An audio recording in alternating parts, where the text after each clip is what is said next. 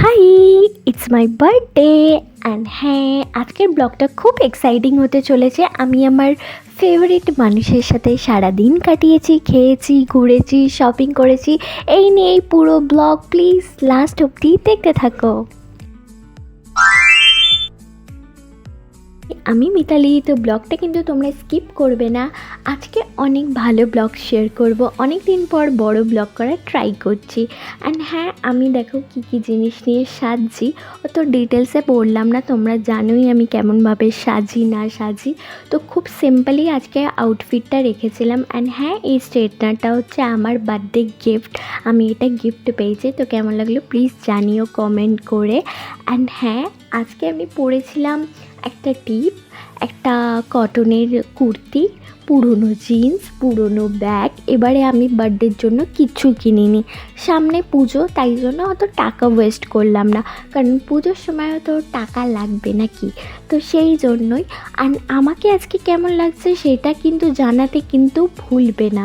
And হ্যাঁ, আমি প্রথমবার বড় ব্লগে স্টার্ট করছি, তো আমাকে প্লিজ অ্যাপ্রিসিয়েট করো। অ্যান্ড হ্যাঁ, তোমরা ব্লগটা দেখতে থাকো, আমি মাঝখানে মাঝখানে বলতে থাকবো আমি কোথায় কোথায় যাচ্ছি। অ্যান্ড হ্যাঁ, আজকে আমরা কিন্তু ব্রাঞ্চে যাচ্ছি।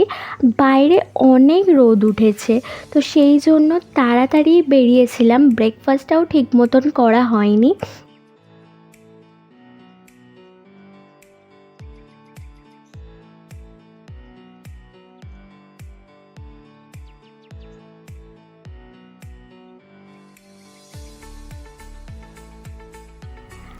আজকে আমরা যাচ্ছি হচ্ছে ক্যালকাটা নস্টালজিয়াতে ব্রাঞ্চে।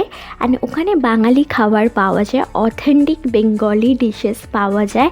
আমরা অনেক রিভিউ পড়েই ওখানটা সিলেক্ট করেছি। অ্যান্ড দেখতে খুবই সুন্দর। আর রাস্তায় যেতে যেতেই হয়ে যাচ্ছে বৃষ্টি, আর বৃষ্টি দেখেই আমার মন ভেঙে গেছে। আমি জানি আজকে কোনো ভালো পিকচার্স উঠবে না, পিকচার মানেই একটু সানলাইট তো দরকার হয় বলো। খুবই খারাপ লাগছিল, সেরকম ভালো পিকচারও আসেনি, কিছুই আসেনি। তো ভেতরে গিয়ে অ্যাম্বিয়েন্সটা তো বেশ ভালোই লাগলো। তো তোমরা দেখতে থাকো। আমরা একটা স্পেশাল থালি অর্ডার করেছিলাম, আর সঙ্গে কিছু সাইড ডিশ।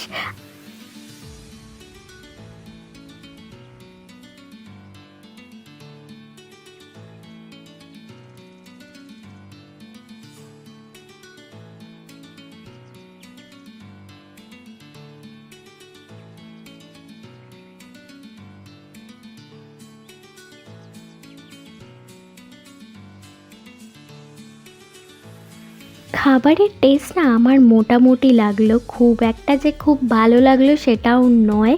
কিছু কিছু স্পেসিফিক ঠাকুরবাড়ির রেসিপিগুলো ভালো লেগেছে, বাট অতটাও ভালো লাগেনি।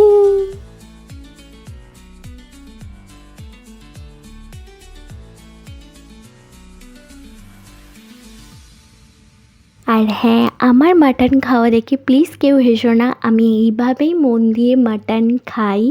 আর সঙ্গে যদি কেউ ক্যামেরা করে আমার কিন্তু খুব লজ্জা লাগে।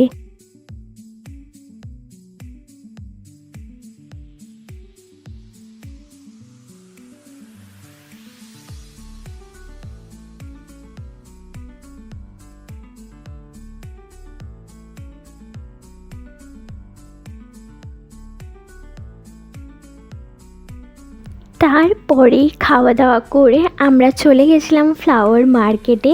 অ্যান্ড আমি এই ফ্লাওয়ার্সগুলো আমার পছন্দ মতন গিফট পেয়েছি, তোমরা কিন্তু জানাবে কেমন হয়েছে।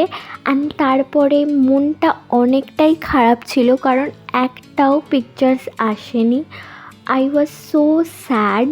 তো তারপরে অ্যাক্রোপলিস মলে চলে গেলাম গড়িয়াহাট ঘুরে মিনিসোতে, কারণ মিনিসোতে অনেক কিউট কিউট জিনিস পাওয়া যায়, ওখান থেকে কিছু শপিং করলাম। তাও মুডটা একটু ভালো হলো, বাট ছবি না উঠলে মেয়েদের কিছুই ভালো লাগে না, সেটা আমরা সবাই জানি। তো মা ফোন করলো, তারপরে বলল বাড়িতে কেক কাটা হবে, তাড়াতাড়ি যেতে। তো আমি তখনই বেরিয়ে গেছি তাড়াতাড়ি। আর রাতে তো খাওয়া দাওয়া ছিলই, হঠাৎ করে কেকটা এলো, সারপ্রাইজ কেক ছিল এটা আমার জন্য। অ্যান্ড আমার কেকটা কিন্তু খুব সিম্পল।